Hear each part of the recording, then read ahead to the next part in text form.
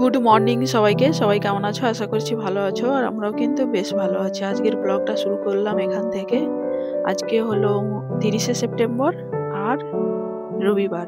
সকালবেলা ঘুম থেকে উঠে এবার বিছানাপত্রগুলোকে গুছিয়ে নেব। রাস্তার সাইডে আমাদের বাড়ি হওয়ার জন্য ধুলো ময়লা বলতে পারো একটু বেশি হয়, সেই কারণে বিছানাপত্র সমস্ত কিছু বাক্সের মধ্যে ভরে রাখাই হয়। তারপরে এখানে দেখো বিছানা চাদরটাকেও তুলে নিয়েছি, কারণ সপ্তাহে দুবার করেই বিছানা চাদর আমাদের কাচতে হয়, কারণ আমাদের ছোট বাচ্চা আছে, সেই কারণে বিছানার মধ্যেই সমস্ত কিছু বলতে পারো একটু ধুলা বেশি হয়, সেই কারণে।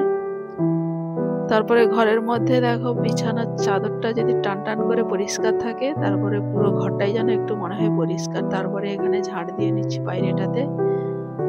সেই সকাল 6টা থেকে রাত 10টা পর্যন্ত প্রত্যেকটা বাড়ির বউদের সমস্ত কাজকর্ম শুরু হয়। এটা হলো প্রত্যেকটা বাড়ির ডেলি রুটিন।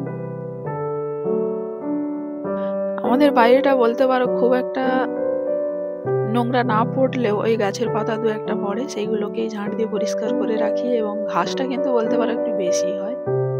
যখন সময় পাই একটু আধটু করে পরিষ্কার করে রাখবার চেষ্টা করি। তারপরে এখানে ঝাঁট দেওয়াও হয়ে গেছে। আর এই যে একটা গাছ দেখো, এটা নিয়ে আসছি 4-5 দিন হলো। এটা কিন্তু দেখতে ড্রাই ফুলের মানে গাছের মতো, কিন্তু এটা নয়। তারপরে এখানে ব্রাশ করে নেব। এখন বাজে প্রায় কটা, 7টা 7:30।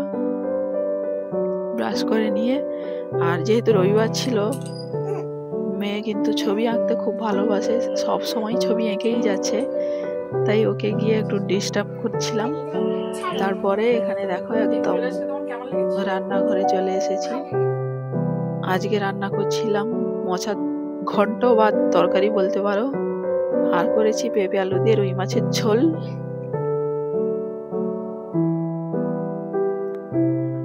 আর করেছি পেঁয়াজ কলি আর আলু ভাজা। এটাই হলো আমাদের দুপুরের মেনুতে ছিল। রান্না বান্না কমপ্লিট।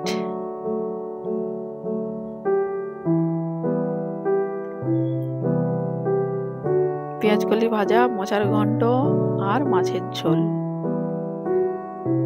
কারণ রাত্রেবেলা আজকে কিছু রান্না বান্না করব না, একটু বাইরে বেরোনোর প্ল্যান আছে, সেই কারণে।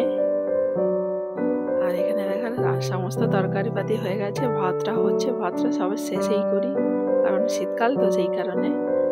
আর এখানে দেখো আমাদের পাকা বুড়ি স্নান করে নিয়েছে। তারপরে বিকেল বেলাতে এই যে বেরিয়ে পড়েছি আমরা সব রাধামণিতে, কারণ আজকে একটা ব্ল্যাঙ্কেট কেনা। এটা কি ডবল এসে গেছি। এই দেখো প্রত্যেকটা ডিজাইন ডবল হলে, এগুলো ডবল আবার কিরকম হবে? ডবলটা দেখি।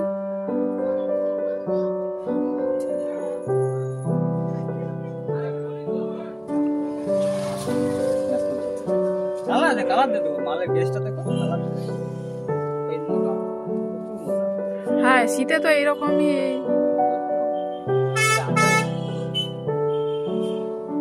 এটা একটু তুলুন, ডিজাইনটা দেখি।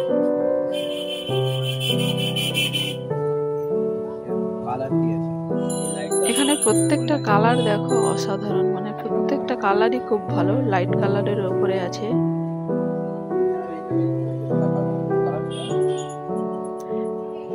আর আমরা যে কোনো কেনাকাটা বলতে পারো রাধামণি থেকেই করি, কারণ এখানে স্টক প্রচুর আছে,